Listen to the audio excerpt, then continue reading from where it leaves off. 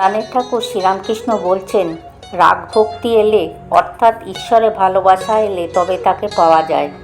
আর বৈদি ভক্তি হতেও যেমন যেতেও তেমন। এত জপ, এত ধ্যান, এত যাগযজ্ঞ হোম করবে, এই উপাচারে পূজা করবে, পূজার সময় এই মন্ত্র পাঠ করবে, এই সকলের নাম হচ্ছে বৈদি ভক্তি।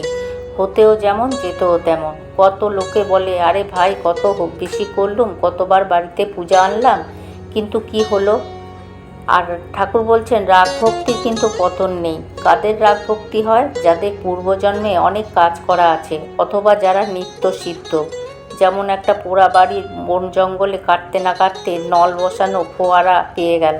মাটির সুরকি ঢাকা ছিল, যেই সরিয়ে দিলে অমনি ফরফর করে জল উঠতে লাগলো।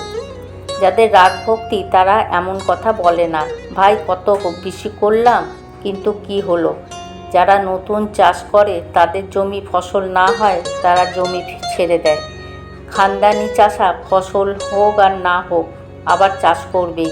তাদের বাপ পিতামহ চাষাগিরি করে এসেছে, তারা জানে যে চাষ করেই খেতে হবে।